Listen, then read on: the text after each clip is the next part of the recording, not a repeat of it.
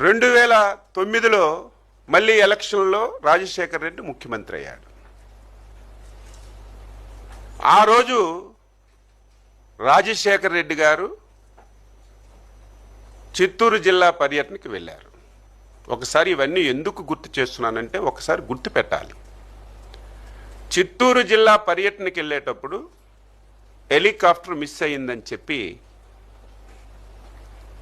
అందరం ఆందోళన చెందుతున్నాం. రాజకీయ పార్టీలకు అతీతంగా, కులాలకు అతీతంగా, మతాలకు అతీతంగా రాజశేఖర్ రెడ్డి గారు హెలికాప్టర్ మిస్ అయ్యింది, ఏమయ్యారు, ఏం జరిగిందని చెప్పి అందరం ఆందోళన చెందుతున్నాం.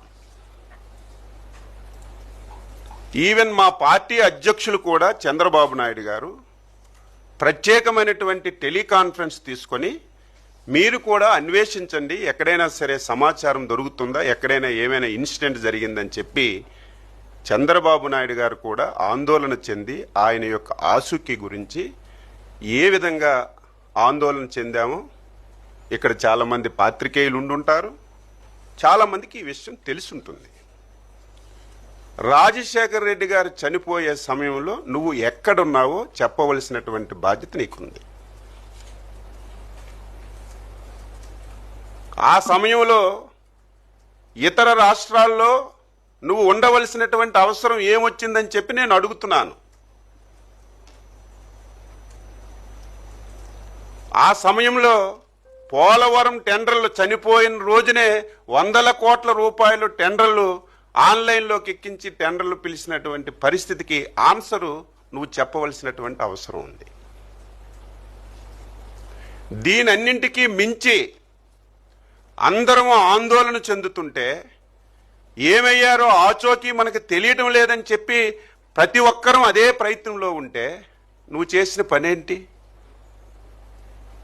అప్పటికే నిర్ధారణ కాలేదు, మిస్ అయ్యారా, చనిపోయారా, ఏం జరిగిందో నిర్ధారణ కాలేదు. అంతకంటే ముందే నువ్వు ముఖ్యమంత్రి పదవి గురించి సంతకాలు సేకరణ చేసిన విషయం కూడా ఈ సందర్భంగా రాష్ట్ర ప్రజానీకానికి గుర్తు చేస్తున్నాను. మనిషి యాటిట్యూడ్ తెలుసుకోవాలి. ఆ రోజు చాలా మంది చాలా అనుమానాలు వ్యక్తం చేశారు. జగన్మోహన్ రెడ్డి ఆ రోజు రిలయన్స్ వాళ్ళు చేశారని చెప్పి రిలయన్స్ ఏజెన్సీల మీద దాడి చేయించాడు. మళ్ళీ అదే రిలయన్స్ వాళ్ళతో మంచి చేసుకున్న వాళ్ళకి రాజ్యసభ స్థానాలు ఇచ్చాడు. అదే సమయంలో చాలా మంది సీనియర్ నాయకులు చాలా రకాలుగా మాట్లాడారు. అదే సమయంలో ఈ పార్టీలో ముఖ్య నేతగా ఉన్నటువంటి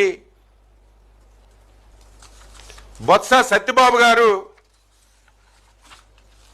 బహిరంగంగా వైఎస్ మృతి వెనక జగన్ హస్తం ఉందని సాక్షాత్తు నీ దగ్గర ఉన్నటువంటి బొత్స సత్యబాబు గారు ఆ వేళ మాట్లాడారు. వైఎస్ మృతి బొత్స సత్యబాబు గారు బహిరంగంగా వైఎస్ మృతి వెనక జగన్ హస్తం ఉందని సాక్షాత్తు నీ దగ్గర ఉన్నటువంటి బొత్స సత్యబాబు గారు ఆ వేళ మాట్లాడారు. కానీ మేము ఆ రోజు అంత సీరియస్గా తీసుకోలేదు. సభ్య సమాజంలో ఎవరు కూడా ఇటువంటి పని చెయ్యరని. కానీ తరువాత పరిణామాలన్నీ కూడా చూస్తుంటే ఒక సైకోకి పదవి వ్యామోహం వస్తే పదవి గురించి ఏదైనా చేస్తాడు. తండ్రినైనా వదలడు, బాబాయినైనా వదలడు, తల్లినైనా వదలడు, చెల్లినైనా వదలడు, ఈవెన్ పార్టీ వాళ్ళనైనా సరే వదలడని తరువాత జరిగినటువంటి పరిణామాలన్నీ కూడా మనం చూస్తున్న విషయం కూడా ఈ సందర్భంగా తెలియజేస్తున్నాను. తండ్రి మరణాన్ని